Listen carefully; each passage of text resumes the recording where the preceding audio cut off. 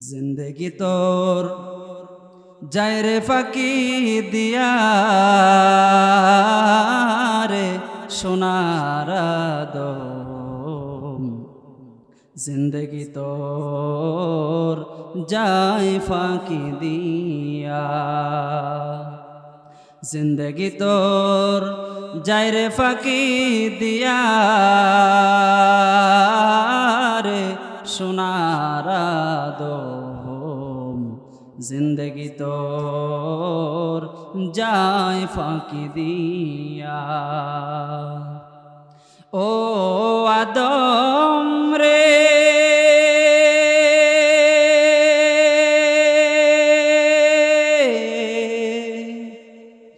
পাক দরিয়া গেছে দারি, দন্ত আছে গোটা চারি, সমন জারি কি আছে করিয়া রে সোনার দম। জিন্দগি তোর যায় ফাঁকি দিয়া, জিন্দগি তোর যায় রে ফাঁকি দিয়া রে সোনার দম। জিন্দগি তোর যায় ফাঁকি দিয়া। ও আদম রে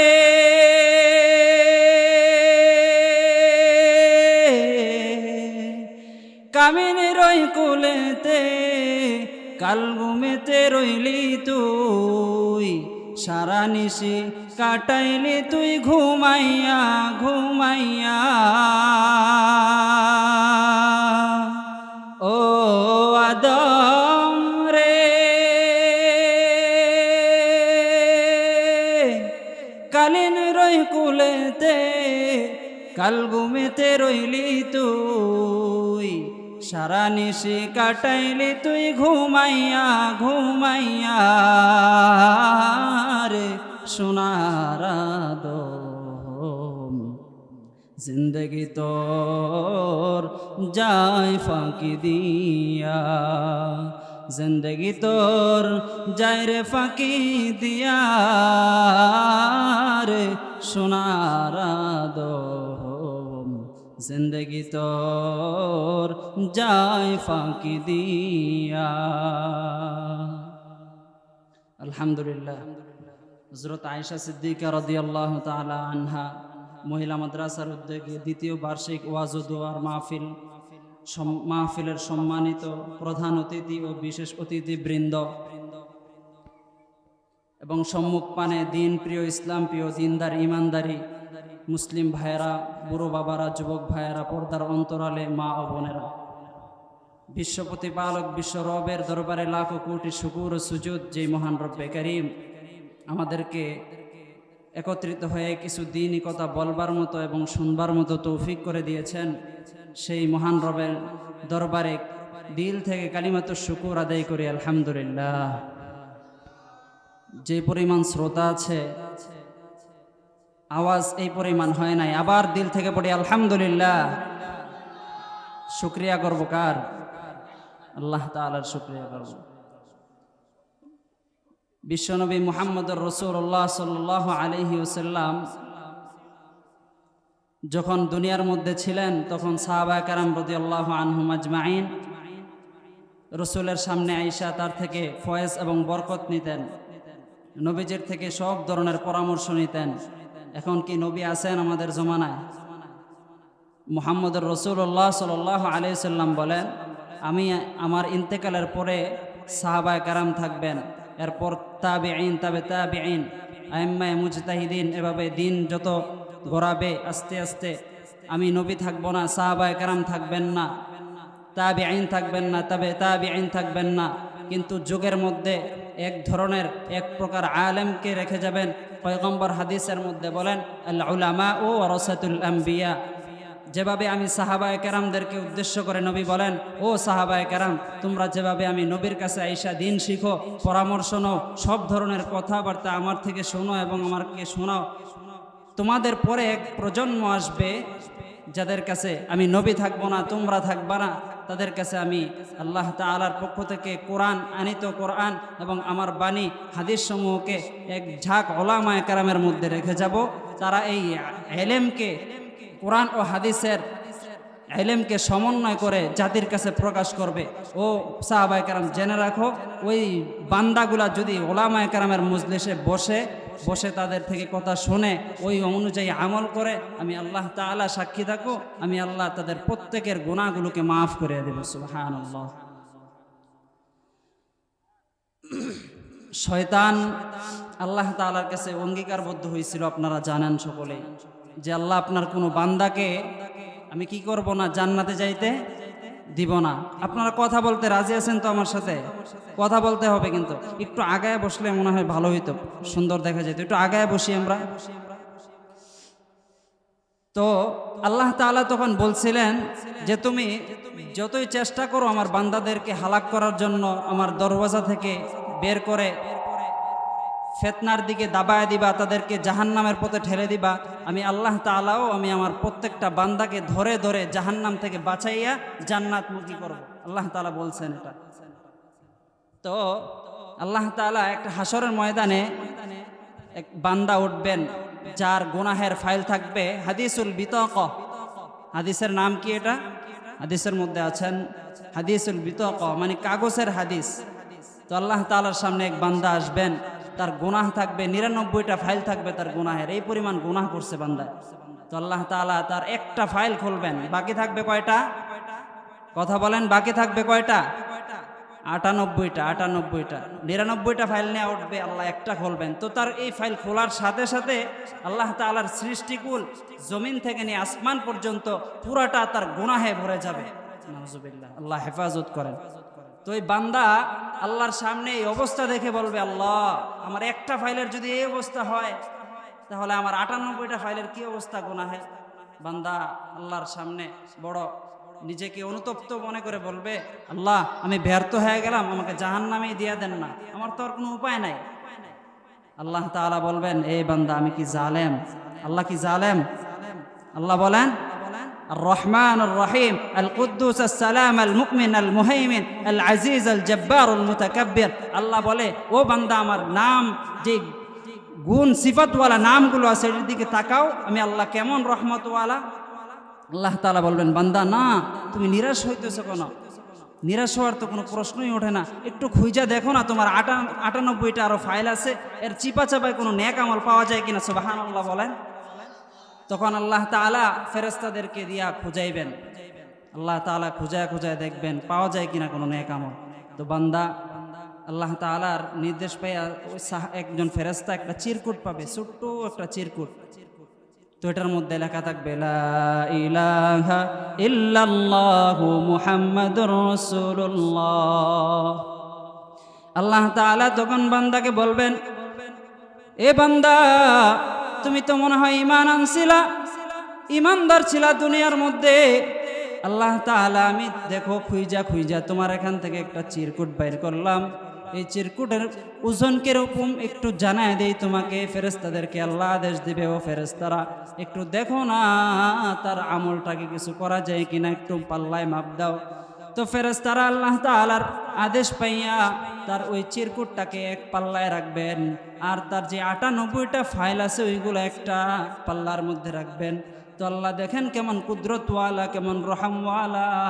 আল্লাহ তাআলা মাপ দেওয়ার সাথে সাথে তার 98টা ফাইল উপরে উঠে যাবে, আর কালিমা তাইয়্যিবার ওই চিরকুটটা বড় নিচে নেমে যাবে। আল্লাহ তাআলা কেমন দয়ালু জানো? আল্লাহ তাআলা বলেন, আনার রহমানুর রহিম, আমি রহমান ও রহিম। কেমন রহমান জানো? আমি আল্লাহ তাআলা দুনিয়ার মধ্যে রহমান নামক নামের যে গুণগুলো আছে সেগুলো প্রকাশ করলাম। যেমন দুনিয়ার মধ্যে দেখবেন নাস্তিকও খায় এবং ভালো মানুষও খায়। ইমানদারকেও আল্লাহ তাআলা বক্ষণ করান, নাস্তিককেও আল্লাহ তাআলা বক্ষণ করান। যে আল্লাহ তাআলার ইবাদতগুলো পালন করে, নামাজ পড়ে, রোজা রাখে, হজ করে, যাকাত দেয়, তাকেও আল্লাহ তাআলা রিজিক দেন। কিন্তু যে বেঈমান ইমানদার মালিকের সাথে গাদ্দারি করে, ওই গাদ্দারকেও আল্লাহ খাওয়ান কি খাওয়ান না? আল্লাহ তাআলা বলেন আনার রহমানুর রহিম, রহমান নামের গুণ এটা দুনিয়ার মধ্যেই প্রকাশ পাবে। এটা গোলামকেও বেঈমানকেও যেভাবে খাওয়ান আল্লাহ, ইমানদারকেও আল্লাহ তাআলা সেইভাবে, নেক আমল যারা করে তাদেরকেও আল্লাহ তাআলা রিজিক দেন। কিন্তু আল্লাহ তাআলা বলেন রহিম নামের সিফত কেমন জানো? আল্লাহ তাআলা জানা দিলেন, হে দুনিয়ার মুসলমান, দুনিয়ার ইমানদার না, শুনো, আমি আল্লাহ তাআলার রহিম নামক গুণের প্রকাশটা আল্লাহ তাআলা আমি আল্লাহ হাসরের ময়দানে দেখাবো। কেমন জানো? ওই দিন ইমানদারের প্রতি আমি আল্লাহর দয়া থাকবে, আর বেঈমান আর নাস্তিক মুরতাদদের প্রতি, মুশরিকদের প্রতি আমি আল্লাহর গুসা থাকবে। আমার রব যেমন দয়ালু, পয়গম্বর আরবি আল্লাহর রসুলও তেমন দয়ালু ছিলেন। কেমন দয়ালু ছিলেন জানো? হযরতে মুহাম্মদুর রাসূলুল্লাহ সাল্লাল্লাহু আলাইহি ওয়াসাল্লাম যখন ফাতহে মক্কা বিজয় করে, মক্কার মধ্যে একে একে সাহাবায়ে কেরাম নিয়ে তাদেরকে নিয়ে প্রবেশ করতে লাগলেন। তখন মক্কার বেঈমান মুশরিকেরা চিন্তা করতে লাগলো, কুরাইশরা চিন্তা করে, আহারে মুহাম্মদুর রাসূলুল্লাহ তো মক্কা বিজয় করে ফেলেছে, এখন তো আমাদের কোনো উপায় নাই, এখন তো আমাদের উপরে টর্চারিং আর অত্যাচারের স্টিম রোলার চলবে। কিন্তু মুহাম্মদুর রাসূলুল্লাহ কেমন আদর্শওয়ালা ছিলেন বান্দা জানো? মুহাম্মদুর রাসূলুল্লাহ কাবার মধ্যে প্রবেশ করে সর্বপ্রথম যে এলানটা দিয়েছিলেন, আল্লাহ তাআলা কোরআনের মধ্যে বলেন লা তাসরিবা আলাইকুমুল ইয়াউম। মুহাম্মদুর রাসূলুল্লাহ বলেন, এই মক্কার ইমানদার, মক্কার কাফেররা, শোনো, তোমরা বিগত এত বছর আমাদের উপরে অত্যাচার করেছো, আমাদেরকে বন্দী করে রেখেছিলা আবি সাঈদের মধ্যে, বিভিন্নভাবে আমরা পাতা এবং বিভিন্ন ঘাস পালং খাইয়ে আমরা জীবিত ছিলাম। এক পর্যায়ে আমাদের পায়খানা এমন হয়েছিল, ছাগলের লেদা যেভাবে পায়খানা করতো সেইভাবে আমরা পায়খানা করতাম। হে মক্কার কাফেররা, শোনো, লা তাসরিবা আলাইকুমুল ইয়াউম, আজকে তোমাদের উপর কোনো ধরনের অত্যাচার করা হবে না, টর্চারিং করা হবে না, প্রতিশোধ নেওয়া হবে না। আমি মুহাম্মদুর রাসূলুল্লাহ সকলের জন্য আম ক্ষমার ঘোষণা দিয়ে দিলাম। হযরতে সাহাবা কেরাম রাদিয়াল্লাহু আনহুম আজমাইন এই জন্য পয়গম্বরের জন্য পাগল ছিলেন। হযরতে হানজালার কাহিনী তোমরা জানো। হযরতে হানজালা রাদিয়াল্লাহু তাআলা আনহু হযরত মুহাম্মদুর রাসূলুল্লাহ সাল্লাল্লাহু আলাইহি ওয়াসাল্লামের বড় পাগল ছিলেন, নবীর জন্য বড় পাগল ছিলেন। হযরতে হানজালার বিবাহের রাত্রে উহুদের যুদ্ধের জন্য রাসূল ঘোষণা করে দিলেন। হযরতে হানজালা উপস্থিত, নবী তাকে রুখসত দিয়া পাঠিয়ে দিলেন, তুমি বাড়িতে চলে যাও, নতুন বিবাহ করেছো। হযরতে হানজালা রাদিয়াল্লাহু তাআলা আনহু বিবাহ করেছেন, নবী রুখসত দিয়ে দিলেন। কেমন পাগল ছিলেন বাবা, একটু মনোযোগ দিয়ে শুনবেন। হযরতে হানজালা যখন শেষ রাত্রে গোসল করবেন, ওই মুহূর্তে হানজালার কানের মধ্যে একটা আওয়াজ বাইজা উঠছে, কুতিলা মুহাম্মদ। কুতিলা মুহাম্মদ শব্দ শুনে হযরতে হানজালার হাতের মধ্যে পানির লোটা ছিল, তিনি হাত থেকে ছাইরা দিয়া দৌড়াইয়া স্ত্রীর কাছে গিয়া বলে, স্ত্রী আমার, তাড়াতাড়ি আমার তলোয়ারটা দাও, আমার নবী নাকি দুনিয়া থেকে বিদায় হয়ে গেছে। হযরতে হানজালার স্ত্রী বলে, ও স্বামী আমার, আপনি তো না কিভাবে যাবেন, আপনি একটু ফরজ গোসল হয়ে গেছে, আপনার উপরে গোসলটা সেরে নেন। হযরতে হানজালা চিৎকার মেরে বলে, ও বিবি আমার, দুনিয়ার মধ্যে যে নবী নাই, আমি কার জন্য পবিত্র হব রে স্ত্রী, তাড়াতাড়ি আমার তরবারিটা দাও, আমি নবীর জন্য শহীদ হয়ে যাব। হযরতে হানজালা দৌড়াইয়া উহুদের প্রান্তরে ময়দানের মধ্যে ঢুকে গেলেন যুদ্ধের জন্য। হযরতে হানজালা কতগুলো বেঈমানকে দুনিয়া থেকে তাড়াইয়া জাহান্নামে পাঠাইয়া, দুনিয়া থেকে তাদেরকে সরাইয়া দিয়া হযরতে হানজালাও শহীদ হয়ে গেলেন।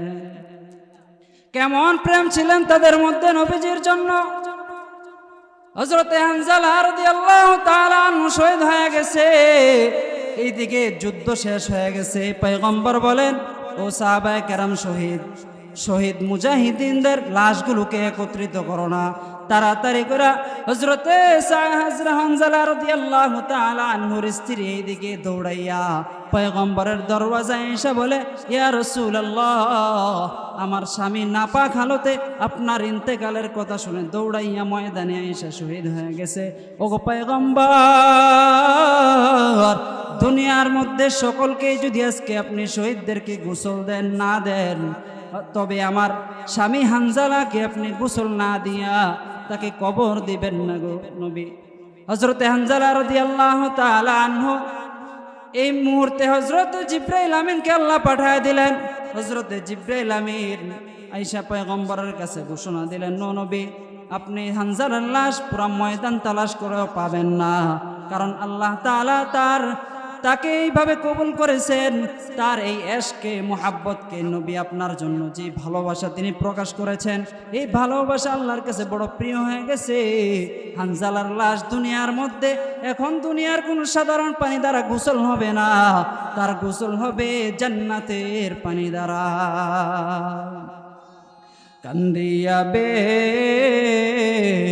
কোলরে হানজালা শহীদ রে, কলিজাসি রিসে রে সেই জঙ্গে উহুদে, কলিজাসি রিসে রে সেই জঙ্গে উহুদে। নবীর এক সাহাবী ছিলেন হানজালা নামেতে, তিনি শহীদ হয়েছিলেন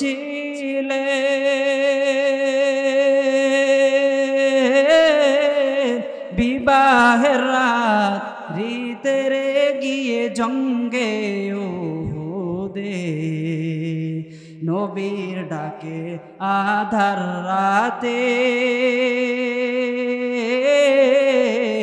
কহেন বিবির তরে, নবী ডেকে সাহাবাদে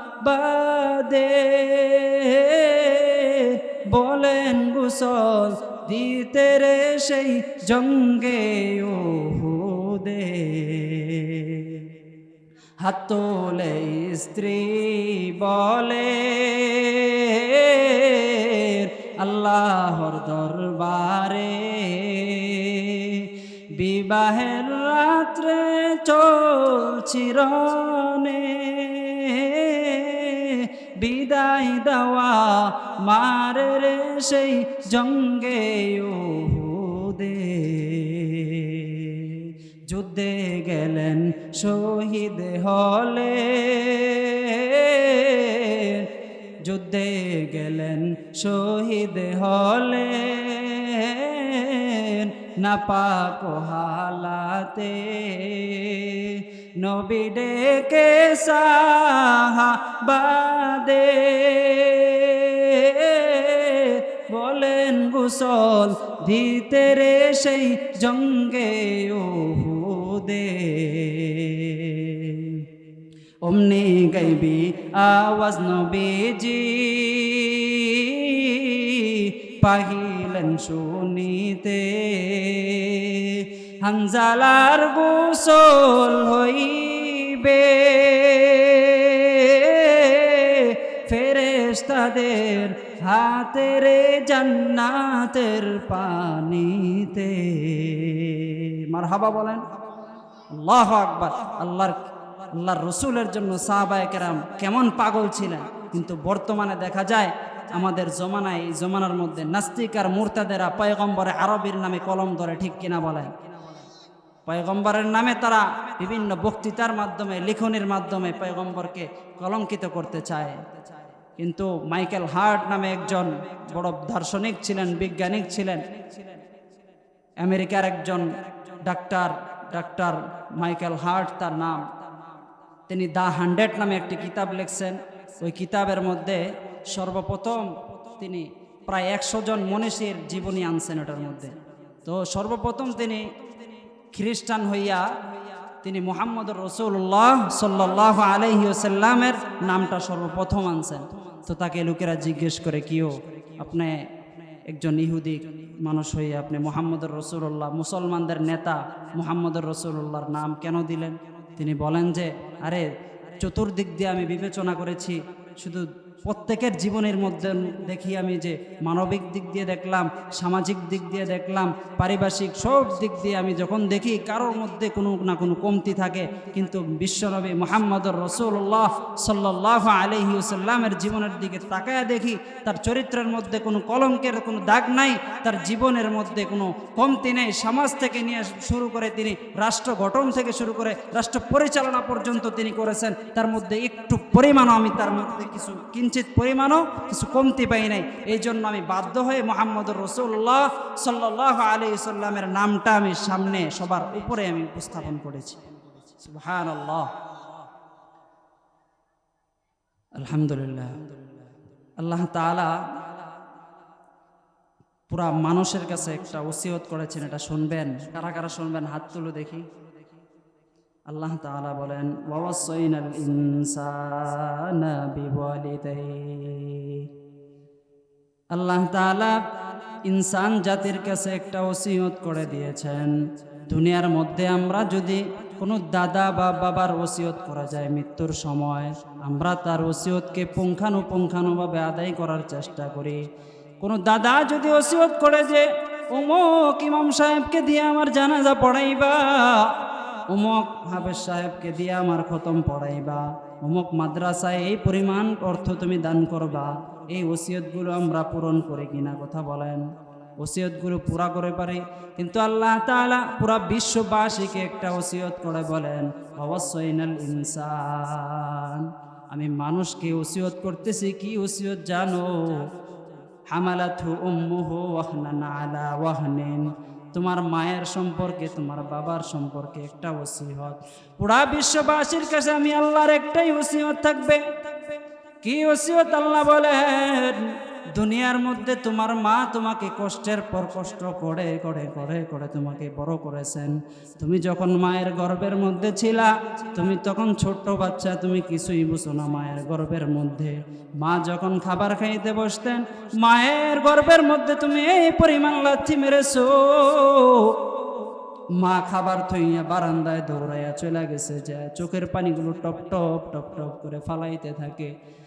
স্ত্রীর স্বামী পিছন দেখতে এসে বলে, স্ত্রী আমার, তোমার চোখে পানি কেন? তুমি কান্না করতেছো কেন? মায়ের কথা মনে পড়েছে কিনা?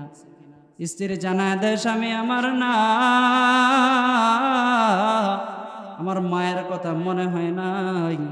স্বামী গো, আপনার গর্ভের সন্তান আমার কলিজার মধ্যে লাথি মেরে আমাকে আঘাত করেছে। ও স্বামী, এই পরিমাণ আঘাত করেছি আমি, মা ভাতটুকু খাইতে পারি নাই গো স্বামী। এ সন্তান, আল্লাহ তাআলা এই জন্য মা বা বাবার প্রতি বড় একটি ইহসানমূলক একটি আদেশ উপস্থাপনা করে বলেন, ওয়াসাইনাল ইনসানা বিওয়ালিদাইহি। আল্লাহ তাআলা কোনো ইস্তেসনা করেন নাই, কাউকে ব্যতি রেখে বলেন নাই। দুনিয়ার প্রত্যেকটা মানুষকে ওসিয়ত করে আল্লাহ তাআলা জানায় দিলেন। কারণ তোমার মা গর্ভের মধ্যে তোমাকে 10 মাস 10 দিন পালন করেছে। মা শুধু এতটুকুই না, মা যখন তুমি দুনিয়ার মধ্যে তুমি প্রসবের সময় হয়ে গেল, দুনিয়াতে তুমি আসার সময় হয়েছে, মা বালতি ভরে ভরে রক্ত তোমার জন্য শরীর থেকে ত্যাগ করেছেন। মা তোমাকে 2 বছর মাফিসালহু, মা 2 বছর তোমাকে এসিও দুধ পান করাইছে। তুমি হাঁটতে পারতা না, মা আস্তে আস্তে ধরে ধরে ধরে ধরে তোমাকে হাঁটা শিখাইছেন। এ গোলাম, একটু মায়ের কথা চিন্তা করো। যার মা নাই তাকে জিজ্ঞেস করো মায়ের কত দাম। এক মুরব্বীকে জিজ্ঞাসা করা হয়েছিল, ও মুরব্বী, আপনার মা নাই, আপনার কি মায়া লাগে না একটু? ওই বৃদ্ধ চোখের পানিগুলো টপ টপ করে ছেড়ে দেয়, কান্দে আর বলে, ভাই, আজকে যদি দুনিয়ার মধ্যে আমার মা থাকতো, ওই মাকে আমি বড় আদর করে আপেল কিনা খাওয়াইতাম। ওই মা যদি আজকে দুনিয়ার মধ্যে থাকতো, মাকে আমি আঙ্গুর কিনে খাওয়াইতাম। ওই দুনিয়ার মধ্যে যদি আমার মা থাকতো, মাকে আমি আনার বেদানা কিনে খাওয়াইতাম। এ যুবক, এই মাকে তোমরা বড় কষ্ট দাও। এ যুবক রে, আল্লাহ তাআলা তোমাদেরকে এই যৌবন দিয়েছেন, এটা তোমাদের কোনো কারিশমা না, তোমাদের কোনো কেরামতি না। আল্লাহ তাআলা তুমি দুনিয়ার মধ্যে যা হোক, তুমি দুনিয়ার মধ্যে যতটুকু সফলতা অর্জন করেছো, তুমি তোমার মায়ের দোয়া ছাড়া কিছুই করতে পারো নাই। তোমার মায়ের দোয়া তোমার সাথে থাকার কারণে আজকে তুমি বিল্ডিং করতে পারো, আজকে তুমি বিভিন্ন গার্মেন্টসের মালিক হইতে পারো। দুনিয়ার মধ্যে তুমি ইন্টারভিউ দিয়ে ফার্স্ট হয়েছো, তোমার মায়ের দোয়া ছাড়া কিছুই না। দুনিয়ার মধ্যে মাকে যারা কষ্ট দেয়, আল্লাহ তাআলা তাদের দুনিয়া ও আখিরাতকে বড় হালাক করে দেয়, দুনিয়ার জীবনকে বড় সংকীর্ণ করে দেয়, আখিরাতের জীবনকেও বড় সংকীর্ণ করে দেয়। অতএব কাজলার মুসলমান, মা বাবার হক সম্পর্কে জানাও দরকার আছে না নাই? মা বাবার হক হচ্ছে মা বাবার কদর করতে হবে, মা বাবার আদেশগুলো মানতে হবে, মা যেগুলো পছন্দ করেন না ওইগুলোকে ছাড়তে হবে, শরীয়ত সম্মত হলে, ঠিক কিনা? অতএব হে মুসলমান আল্লাহর গোলাম, আল্লাহ তাআলা বড় ওসিয়ত করে বলেছেন, ওয়াসাইনাল ইনসানা বিওয়ালিদাইহি হামালাতহু উম্মুহু ওয়াহনান আলা ওয়াহনিন ওয়া ফিসালুহু 30 ওয়াহনান আলা ওয়াহনিন ওয়া ফিসালুহু ইলাইয়াল মাসির। আল্লাহ তাআলা বলেন, মা বাবার প্রতি বড় সহায় হও। মা তোমাকে বড় আদর করে লালন পালন করে বড় করেছে, কিন্তু বর্তমানে দেখা যায় সন্তানেরা মার বড় অবাধ্য হইয়া মায়ের কথা শোনে না। এটা কি জন্য হয়েছে জানো? এটা আল্লাহ তাআলা তোমার কপাল পোড়ার একটা বড় আলামত। এজন্য মায়ের কথা শুনবো তো ইনশাআল্লাহ। কার কার মা আছে একটু হাতগুলো উঠায় দেন। আল্লাহ তাআলা আপনাদের মায়ের হায়াতে বরকত দান করুন, আমিন। কার কার মা নাই একটু হাতগুলো উঠান। আহা, তাদেরকে জিজ্ঞেস করেন, দেখবেন মায়ের কথায় মুরব্বী কাঁদতেছে। আল্লাহ তাআলা আপনাদের মায়ের কবরের আযাবকে মাফ করে জান্নাতের আলা মুকাম দান করুন, বলেন আমিন। আল্লাহ তাআলা বলেন, ওয়াসাইনাল ইনসানা বিওয়ালিদাইহি হামালাতহু উম্মুহু ওয়াহনান আলা ওয়াহনিন ওয়া ফিসালুহু। হে গোলামেরা, তোমাদের প্রতি আমি আল্লাহর একটা বড় ওসিয়ত, সেটা হচ্ছে মা বাবার প্রতি বড় ইহসান হইবা, বড় দয়াবান হইবা। কারণ মা বাবা তোমাকে বড় কষ্ট করে লালন পালন করেছে। বৃদ্ধ যখন হয়ে যায় তখন মা বাবার জন্য দোয়া করবা, রব্বির হামহুমা কামা রব্বায়ানি সগীরা। আয় আল্লাহ, আমার মা আমাকে যেভাবে লালন পালন করেছে, ছোটবেলা মা যখন আমি বিছনায় প্রসব করে দিতাম, মা ভিজা জায়গায় শুইত, মা আমাকে বুকে ধইয়া মা শুকনা জায়গায় আমাকে শোয়াইতে। এ গোলাম, আজকে মা তুমি শহরের মধ্যে থাকো আর তোমার মা গ্রামে থাকে শীতের মধ্যে, ওই কনকন শীতের মধ্যে মাকে রাইখা চলে আসছো। স্ত্রীকে পাইয়া, তোমার প্রাণ প্রিয় স্ত্রীকে পাইয়া মাকে আজকে ভুলে গেছো যারা। এ যুবকেরা, একটু মায়ের কথা কি স্মরণ হয় না রে বাবা? দুনিয়ার মধ্যে তোমাকে কেউ ভালোবাসে না, তুমি তোমার স্ত্রীকে একবার কাপড় দেওয়া খাবার দেওয়া বন্ধ করে দাও, দেখবা তোমার স্ত্রীও তোমার থেকে আস্তে আস্তে সরতে থাকবে। তুমি কার কথা বললা? বন্ধু বান্ধবকে না খাওয়াইলেও বন্ধু বান্ধব সরতে থাকে, কিন্তু একমাত্র ওই মাকেই পাইবা যেই মা নিঃস্বার্থভাবে সন্তানকে লালন পালন করেছে, নিঃস্বার্থভাবে নিজের শরীর থেকেই তোমার জন্মের সময় বালতি ভরে ভরে ঘা থেকে রক্তকে ত্যাগ করেছেন। ওই মা তোমাকে কোনো পারিশ্রমিক চাই নাই, কোনো কিছুই চাই নাই। ওই মা তোমাকে এত বড় লালন পালন করার পরে তুমি এখন যুবক হইছো, তোমার গায়ে বড় শক্তি হয়ে গেছে, কিন্তু তুমি তোমার মাকে এখন দাম দাও না। তোমার মা এত কষ্ট করেছে, মায়ের কথা কি তোমার একটু মনে পড়ে না রে যুবকেরা? হযরতে বাইজিদ বুস্তামি রহমাতুল্লাহি আলাইহির মাও তো একজন মা ছিলেন।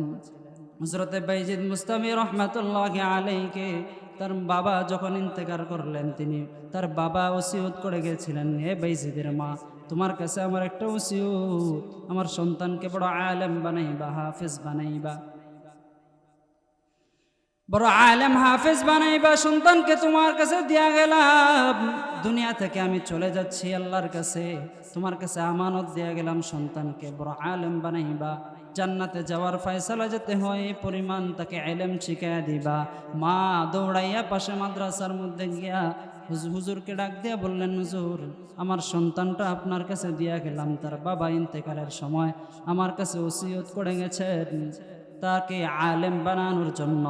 হযরতে বাইজিদ বুস্তামি রহমাতুল্লাহি আলাইহি মায়ের দোয়া পাইয়া পাইয়া তো বড় বুজুর্গ হয়েছেন, ঠিক কিনা? আপনারা জানেন কাবা শরীফের ইমাম আব্দুর রহমান আস-সুদাইস, ওনার নাম কে কে শুনছেন? কাবা শরীফের সবচেয়ে বড় ইমাম যিনি, মায়ের দোয়া কি হয় বাবা দেখো।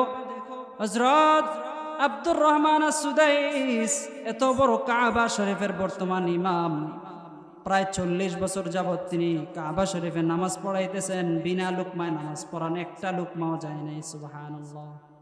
হযরতে আব্দুর রহমান আস-সুদাইস, তাকে সাংবাদিকেরা জিজ্ঞাসা করলো, ও আব্দুর রহমান, আপনি কিভাবে এত বড় মসজিদের খতিব হইলেন, ইমাম হইলেন, একটু জানান না?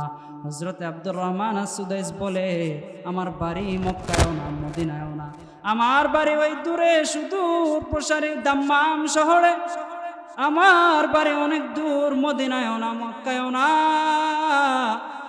আমি ওই দূর থেকে একবার আমার বয়স যখন 6 বছর, আমি আমার মায়ের সাথে উমরা করার উদ্দেশ্যে কাবা শরীফে বাইতুল্লাহ হিজরত করলাম।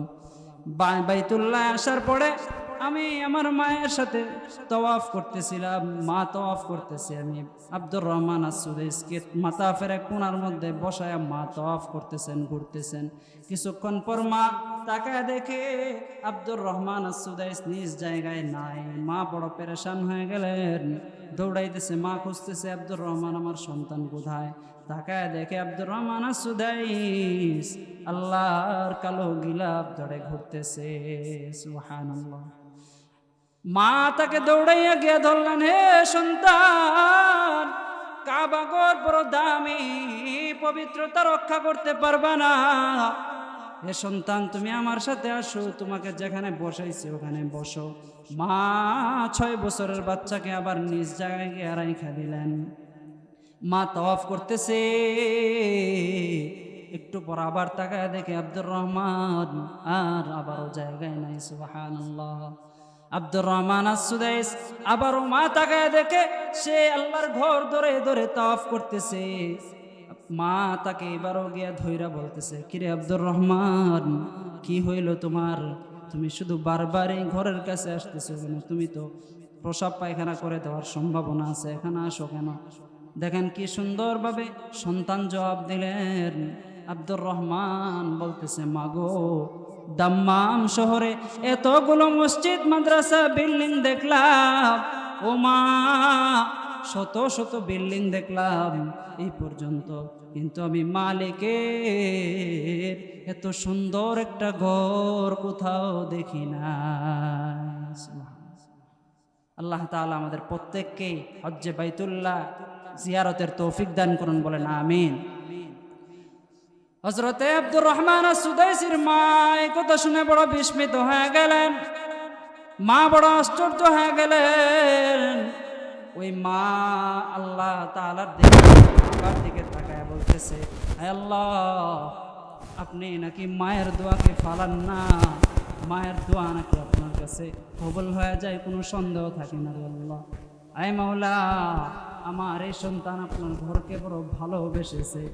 আল্লাহ, এক হাত মা কাবার সাথে রাখলেন, আরেক হাত দিয়ে আব্দুর রহমানের মাথায় রাখলেন, রেখে আল্লাহর কাছে দোয়া করতেছে, আল্লাহ গো, আমার এই সন্তানটাকে আপনার ঘরের কি ইমাম বানানো যায় না?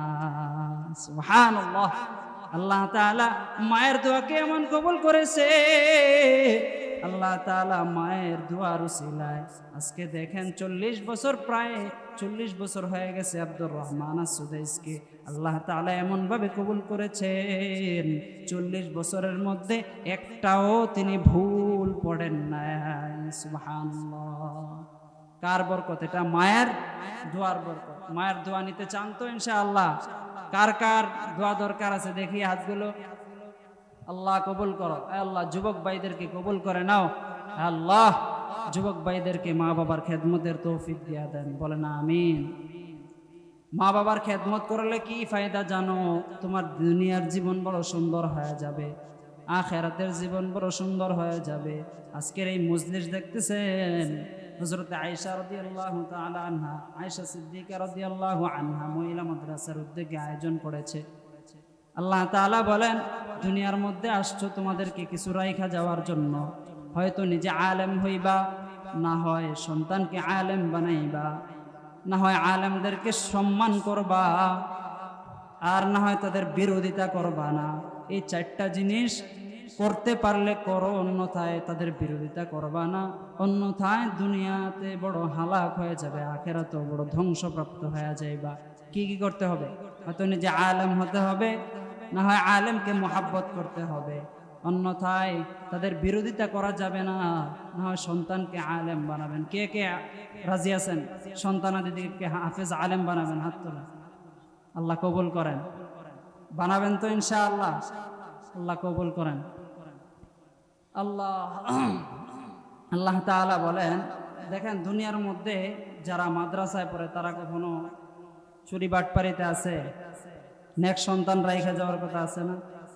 দুনিয়ার মধ্যে আপনি যা করেন, বিল্ডিং করতেছেন, আপনার সব দুনিয়া পায়া গেলেন, কিন্তু দুনিয়ার মধ্যে আপনি যখন মৃত্যুবরণ করবেন, আপনার সন্তানেরা যদি দিনের পথে না রাইখা যান, এগুলো দ্বারা সে যা অপকর্ম করবে প্রত্যেকটার গুনাহগুলোকে সদকা জারিয়া হিসাবে আপনার কবরের মধ্যে পুষবে। নাউজুবিল্লাহ। অর্থাৎ নেক সন্তান রাইখা যাওয়া, নিজের কন্যা ছেলে সন্তানদেরকে হাফেজ বানানোর চেষ্টা করা, আলেম জ্ঞান শেখানোর চেষ্টা করা। এই জন্য আপনাদের এলাকায় হযরত আয়েশা সিদ্দিকা রাদিয়াল্লাহু আনহা মহিলা মাদ্রাসা, তারা বড় মেহনত করে করে আপনাদের জন্য এমন বাগান সাজাইছেন। তারা দুনিয়ার কোনো মাকসাদ না, দুনিয়ার অর্থ পাবে, টাকা পাবে, তাদের ইয়া বাড়বে, এটা তাদের উদ্দেশ্য না। উদ্দেশ্য একটাই, দিন বিমুখ মানুষগুলোকে দিনমুখী করা, দিন চর্চা করা, তাদের মধ্যে তাদের সন্তানাদিগুলোকে দিন শেখানো, এটাই মাকসাদ। ঠিক কিনা বলেন? আপনারা চিনেন তো মাদ্রাসাটা? কারা কারা চিনেন দেখি? মাশাআল্লাহ। আল্লাহ তাআলা বলেন যে যারা কামিয়াব হইতে চাও, উলামায়ে কেরামের সাথে সম্পর্ক রাখতে হবে, আলেমদের সাথে সম্পর্ক রাখতে হবে। আপনাদের পাশেই মাদ্রাসা, এই মাদ্রাসার খেয়াল রাখবেন তো ইনশাআল্লাহ সকলে? আপনারা হুজুর আছে, হুজুরের সাথে সম্পর্ক করবেন, মাদ্রাসার খোঁজ খবর নেবেন, আল্লাহ তাআলা জিন্দেগিতে বরকত দিয়ে দিবেন ইনশাআল্লাহ।